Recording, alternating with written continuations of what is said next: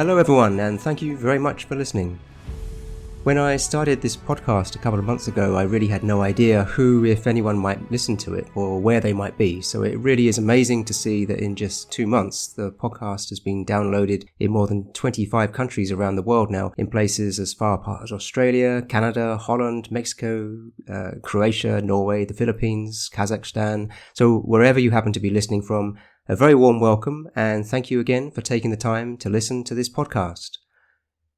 Now, this episode of the first Shogun is a bit different to the others because we've reached a halfway point in our story, and I'll be taking a break for a couple of weeks as I'll be traveling to Japan, so I thought I'd pause and take this opportunity to share a few ideas for books, movies, TV shows, podcasts that you might want to check out if you are interested in this amazing period of Japanese history. Now, if you've listened to the recent episodes, you'll have seen that we finally got to a point where Yoritomo, the heir to the Genji clan who will eventually become the first shogun, has just met for the first time his younger brother, or rather his half-brother, Yoshitsune, who himself will become a legend, probably the most famous samurai warrior and general in Japan's history. So at this point, we have two huge figures in Japanese history meeting for the first time. It is possible that they met 20 years earlier, but at that time, when Yoritomo was sent into exile, Yoshitsune was just a baby, so really this is their first meeting. And if you visit Japan, you can still visit the site where they allegedly met. It's a pair of stones at a shrine called Taimen Seki Hachiman near Izu Peninsula.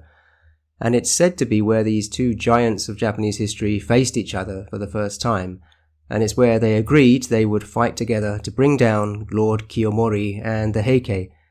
And the remarkable story of how they tried to do that and what happened to their relationship as a result is what we'll look at in the second half of our story. Now, although the story of Yoritomo's rise is astonishing, it's actually not that well known, certainly outside of Japan, I think, and even within Japan, compared to, say, the Sengoku era, which took place a few centuries later, which is when James Clavell based his book, Shogun. So that's really why I wanted to share this story through this podcast. But I'm really just giving a general overview of what happened, and so if you are interested to know more about the background to the story, where are some good places to look? Well, I'll run through some books, movies, TV shows and podcasts that may be of interest, and I'll list the sources in the description of this episode. Well, as I mentioned in the first episode of the podcast, the first time I really became aware of this story is when I watched a film late night on TV in England, and it was the film Kwaidan, directed by Masaki Kobayashi. And it's an anthology of 4 separate ghost stories from Japan, but the one I remember the most was the tale of Hoichi the Earless and his encounter in a cemetery with the ghosts of the Heike warriors. So that led me eventually, after I'd spent a few years in Japan, to read The Tale of the Heike. And I first read it in a translation by Helen McCullough, which is published by Stanford University Press. And when I visited Japan again, I visited some of the places that are mentioned in the tale. And the one that was most memorable for me is a temple called Jakoin, which is in a small town in the mountains to the north of Kyoto. And when I visited it in the winter, it was snowing. So it was amazingly beautiful, but it was empty. There was really no one there. And no sound except for the snow and the cries of the ravens. And it's a very poignant sight because the very last scene of the Tale of the Heike takes place at that temple. So it's when you visit places like Jakoin that you realize this story, as fantastical as some parts of it seem, is real. It really happened. It's tangible, even though it happened so long ago, over 800 years ago. So there are a few translations of the Tale of the Heike, and if you're interested to read it, I'd probably recommend the one that's translated by Royall Tyler. It's a Penguin Classics edition, and the main reason is that it's got some great maps and family trees. As it's a bit like reading Game of Thrones, you really need the charts and the maps to help you make sense of all the places and characters. So I've used the Tale of the Heike as my main source for the podcast, but one thing to bear in mind is that Tale of the Heike doesn't really cover the first parts of the story, the Hogen and the Heiji rebellions, which we looked at in the early episodes. And so for those I used a book called Before Heike and After, which again is translated by Royall Tyler, and that includes 2 shorter tales, the Tale of Hogen and the Tale of Heiji, which are kind of like prequels to the main Tale of the Heike. Now, all of these tales are told largely from the perspective of people who were living in the capital, And what they don't really cover much of is what's going on at that time in Kamakura, which is where Yoritomo is based after his exile. So for that, luckily, there's another source called the Azuma Kagami, which means Mirror of the East, since Kamakura is to the east of the capital. And that covers most of Yoritomo's life during and after the Gempei War. Now, whereas the tales, Heike, Hogen, Heiji, are actually very readable despite their length and very dramatic, the Azuma Kagami is not. It's more like a historical chronicle, and it can be pretty dry. On this day, this meeting took place, Yoritomo attended this event, and so on. But it's still useful. For example, it's how we learn of the meeting between Yoritomo and Yoshitsune after the Battle of Fuji River. So if you are interested, there is a translation of parts of the chronicle in a book called The Founding of the Kamakura Shogunate by Minoru Shinoda, which was published back in 1960 by Columbia University Press. Another source that is much more readable but less reliable is called the Gikeiki, or Yoshitsune, and as the name suggests, it focuses on Yoshitsune's life, both before and after the Gempei War. And a lot of the heroic stories and legends that we now associate with Yoshitsune, like many of his adventures with Benkei, come from this book. But because it was written many years later, long after Yoshitsune's life, it's really impossible to know how much of it is true. But if you're interested, there's a translation of the book, again by Helen McCullough, again published by Stanford University Press. Now, all of these are pretty long books, but if you just want a brief overview of the Gempei War and the rise of the Genji, then probably your best bet is a book called The Gempei War, 1180 to 1185, which is by the writer Stephen Turnbull, who has probably written more books about the samurai than anyone else. He's also authored The Samurai and Military History, The Samurai Source Book, and so on. The book about the Gempei War is published by Osprey Books, and it's got a lot of great maps and diagrams that explain how the battles took place. So if you're looking for a starting point, then that's probably the best book to get. Okay, so if we're talking about books from the Heian period, then probably the most famous of all is The Tale of Genji by Murasaki Shikibu, which is often referred to as the world's first novel. But The Tale of Genji was written in the early 11th century, so that's more than 100 years before the time of the Gempei War and Yoritomo's life.